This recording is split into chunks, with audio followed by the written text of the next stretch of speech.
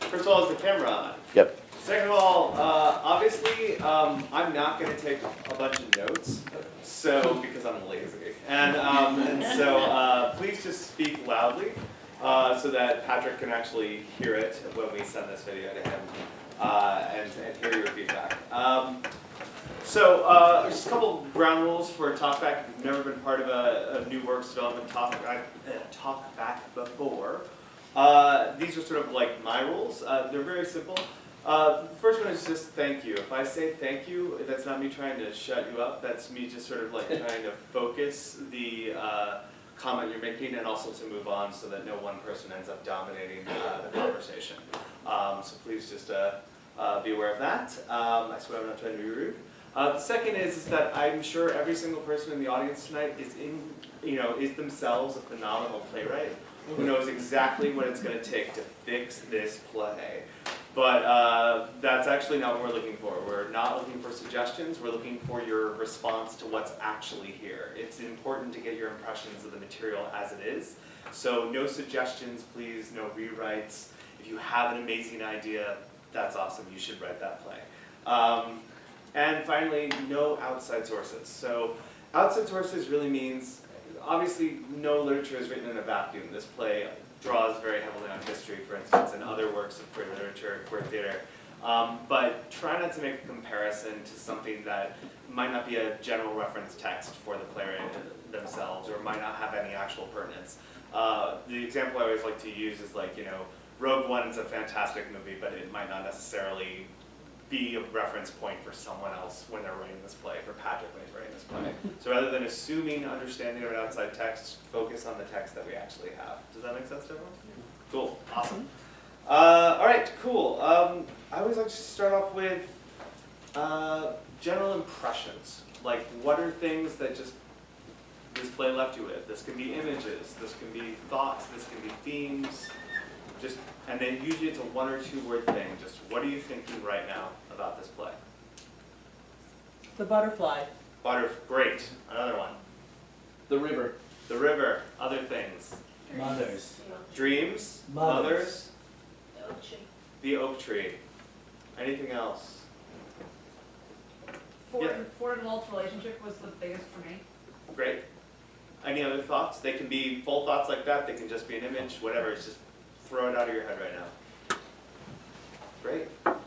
Because Patrick's not here, normally at this point we would actually ask him sort of, can I borrow this? We would ask him sort of like what his principal goals were with this play. But he did, can I have a part that actually parts that? Sorry, I need this part. Thank you. Sorry. So we had, does this have the whole thing? Nope. Does anyone have the inside of their program? Hey Patrick, we're really good at what we do here. Okay, so normally I ask the playwright, why did you write this play? And if you look in your program, it says, I wrote this play because I believe that a lot of the issues we as a community and as humankind face today can be eased by creating a deeper connection to our history. I think that young people like myself within the LGBTQ community are particularly estranged from our history. This play is an attempt at finding some of those connections while also centering the stories that have been left untold for so long. I wanted to talk about the complexities, the anxieties, the trauma, and the immense love that young queer people experience and enact today and show that historically they aren't alone. It's a lot. How do we feel about it? Thoughts on that? Do you feel that Patrick achieved that? Yes? Raise your hand if you feel that Patrick achieved that with this play. Yes. Great. Raise your hand if you feel sort of like Patrick achieved it. What's your thoughts on that? I didn't get a lot of the history coming through. It seemed more kind of rooted in the present. Great, thank you. Other thoughts on that? I want to call attention to something that catches my eye. I wanted to talk about the complexities. Oh, sorry.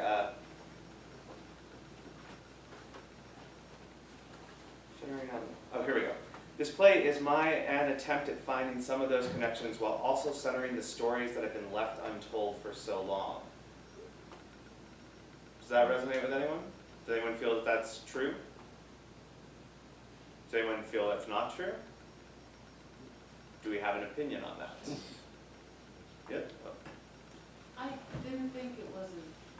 I didn't hear anything that I hadn't heard before. Great. Other thoughts on that? I'm seeing some nodding heads. It's not necessarily a good thing or a bad thing, it's just simply, yeah? Yeah, just a statement. Anyone agree with that? Agree if you feel like you hadn't heard anything you hadn't heard before. Raise your hands so that we can get sort of a tally of that. How about people who felt the opposite? Anyone feel the opposite? Sure, do you want to expand on that? I felt maybe like Matthew's story a little bit was something that I haven't heard a lot of. I would second that, actually. I found myself interested in that, which kind of leads us to another question. Who's the most compelling person for you in this play? Throw out some names. For me, it was actually Matthew, so raise your hand if Matthew struck a chord with you. Didn't have to like him, didn't have to not like him, but just did he strike a chord? Did he stand out? Other characters that stood out for other people. Ford. Ford, raise your hand if Ford was like the dominant character for you. Or not dominant, but the most impressionable, like made an impression on you. Yes. Any other characters besides Matthew and Ford who made a deep impression on you?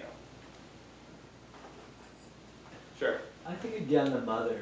As a gay man, you know, I think about my story and how it relates to what I saw this evening, and I applaud all the actors this evening. You were amazing.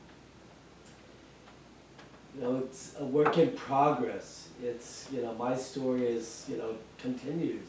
So yes, it's things that I've heard before, but it's all new and it's continuing to grow. And it's like the butterfly, and you know, it's a metamorphosis of what we all can be if we're open and honest with ourselves, and especially if our fathers, yeah, I'm a father, but you know, our mothers are the catalyst that makes us, you know, fly and bloom, and you know, so I think it's all pretty powerful. So thank you. Thank you. Just to be clear, the Ford's mother then is the character that Yes. made the biggest Yes. impression on you. Okay, Yeah. great. And Thank my you. own mother. Yeah, certainly when we can relate or see someone we see. Thank you. Oh, Gardenia, Gardenia. for So- me, Gardenia. So for you, Gardenia also was, made the strongest impression. Yeah. Anyone else with Gardenia? Strongest impression? Even stronger than anyone else? Maybe not. Are there many characters who make strong impressions? Yes. Great. Are there any characters who don't make strong impressions? Peter kind of is a little like, not as strong as all the other guys. Clarify that a little bit more. What do you mean? Like strong as in the character doesn't feel very strong, or the impression he makes is not very strong? Like, Does he feel like a fully fleshed out character, or does he feel like even as a fully fleshed out character there's some sort of I just, something you're not experiencing as an audience member? I think the closest thing that I would say is that everybody's really like bombastic and colorful, and he's just kind of more normal. Normal. Okay. So cool. compared Sure. to everybody else who's surrounding him. Yeah. Well, his path to New York is very different from Walt's, and it would help to have that explicated a little bit. And it comes across that he's still close to his mother, that he's landed there, but just a little bit, but just like a contrast of how like someone who had a little bit more support, a little bit more understanding got there, and yet, and you know, just explicating that difference a little bit further. So what am I hearing, that we'd like to see more of Peter? A little bit. More necessity to Peter, maybe more detail, more. Yeah, I think with the other characters, we get a lot of the backstory and where they came from. And with Peter, from being from the same hometown as Walt, we don't get as much of his experience, like when he was in high school, and what that was like for him. And we get that with other characters. Yes. Does he suffer a bit, as I like to say as a player myself, does he suffer a bit from being just a little too put together? Like a little bit too, is he a little Deus ex Peter? I mean, did anyone else sort of sense that? Because that was definitely my feeling by the end. Yes. I kind of felt like, and I have no idea how like Patrick feels. Hi, I played well for the second half. Sorry about that. That's all right. We'll send an email explaining everything that it was not an artistic choice on Alejandro's Sorry, part. no, it's my bad. Though I will say, I found myself thinking about that as an artistic choice, but anyway, go ahead, sorry, Matt. When I was reading this and exploring this piece, I saw Peter as like more of like an anchor as opposed to everyone else who's like kind of along for the ride. Whereas like Peter's like this anchor that like Walt like kind of wants to be with, but like can't let himself like be attached to. Like something that's like secure. No, absolutely, and he obviously serves an important function in the script. I think what I'm hearing though is maybe despite serving an important function, he doesn't really quite feel like a person. Is that, raise your hand if that statement seems true to you. If you disagree with that statement vehemently, anyone? Yes, go for it. Why? Made it for me. He felt like a full person for you. What about him was most distinct or worked for you the I most? just thought it was a real counterpoint with Walt. A real counterpoint. Coming from the same place and having two very different experiences. And you felt like you understood that experience. Makes sense to me. Great, no, that's awesome. Yeah, I feel it's a little harsh to say he's not a fleshed out character. I think he is a fleshed out full character. I think he may not be interesting enough as a character, and I think those are two very different things. Do you want to speak a little bit more about the distinction between being interesting and fleshed out? Like, I'm so trying not to reference Kushner right now, but it's so hard in this. This is Kushner, so I feel like we'll give you a pass. Give me a pass for like on this. 30 seconds. You know, Lewis has to be his self-hatred, right? Is in Angels is what makes him not a standard born kind of just cipher of a character. I think he's got a fiddle. He's got flaws, and this character could use some flaws. Could use some things that are not as. He's a little bit of a Deus Ex. Yeah. He shows up, solves problems. He Right. loves him kind of unconditionally. Yeah, and yeah. these people may exist in life. I'm sure to some extent, but My boyfriend. yeah. But yeah, in this, he still can be the characters the others rotate around, and I think that's the structure of the play, and I think it's a good structure, and I think it works very well. He just needs some ticks and quirks and flaws. And this is Peter we're talking Peter, about. yes, sorry, yes. All right, cool. Because revolves around, this gets to the next question, which will be one of our last, since I don't like these to run too long. But who is this play about? We have a lot of colorful people. We have a lot of interesting characters. We have a lot of characters. It's a fairly large cast. It's a road trip movie. Or road trip play. Who is this play about? It's mostly about Walt with a little bit of Ford. Those are the two main people. Yeah. Do you feel like it's equitably about Ford as it is about Walt, or do you feel like Ford is a part of Walt's story, or do you feel like their I feel stories like are it's equal? like somewhere between like 60-40 Walt to Ford. Is that troublesome for you in any way, or is that just how it is? At the end of Act 1, I wanted more Ford, but then Act 2 kind of You got more Ford. I got more Ford. So I ended up being satisfied at the end. Does anyone else feel that way, or feel that it's someone other than Ford or Walt who is the play is about? I actually just think that plays about Ford. The play's about Ford. Why?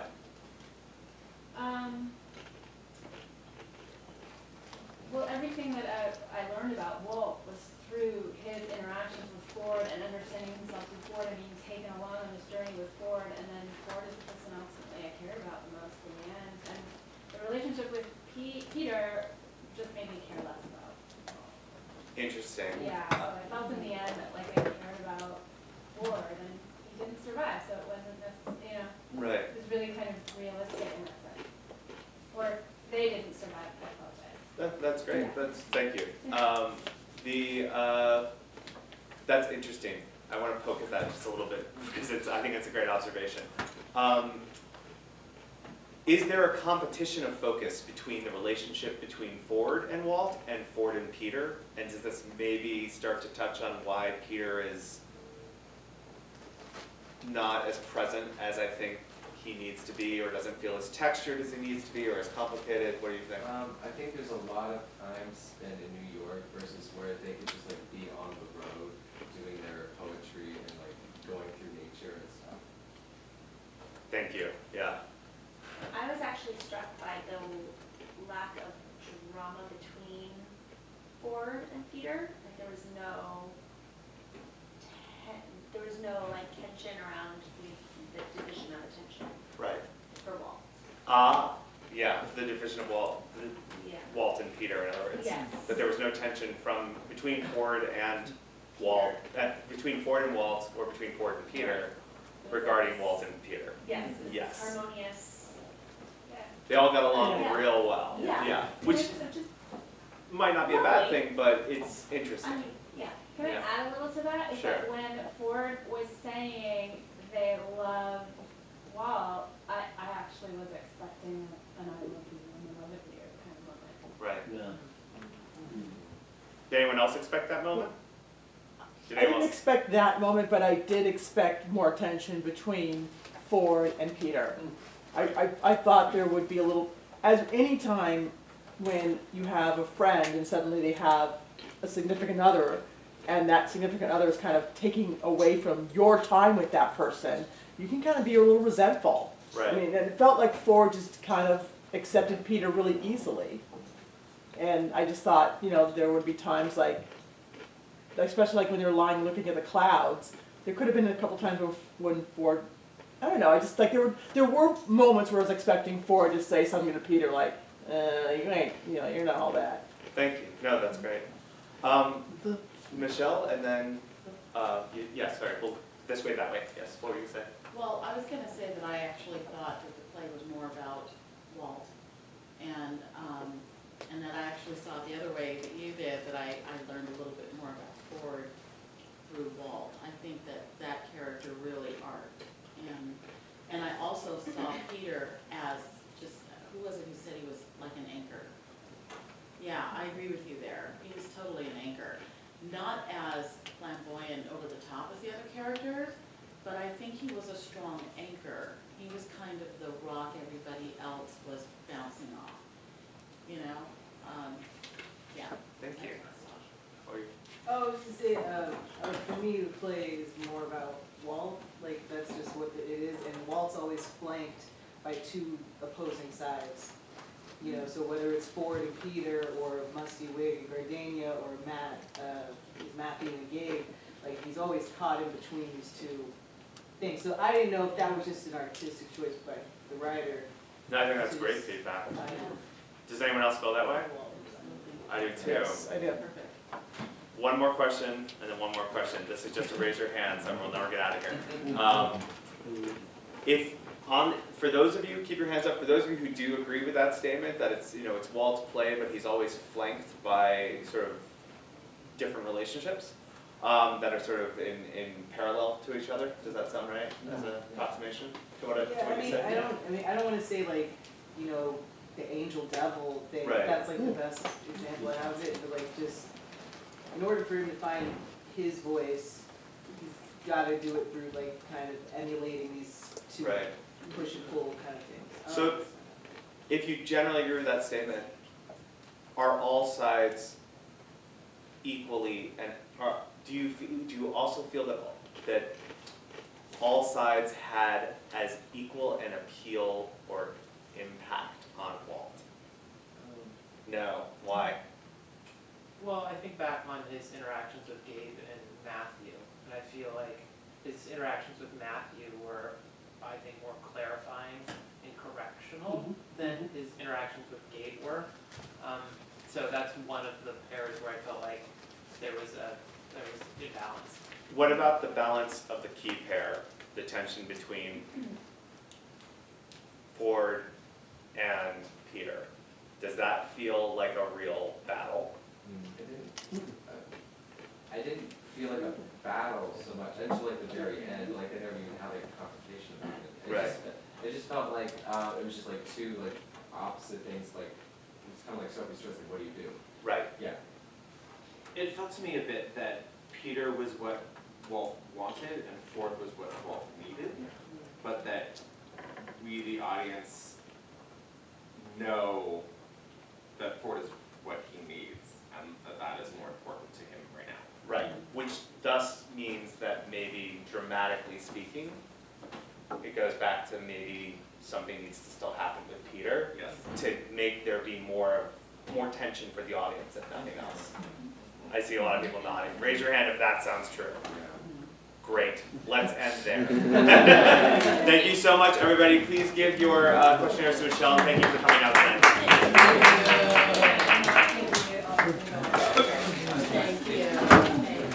7 million.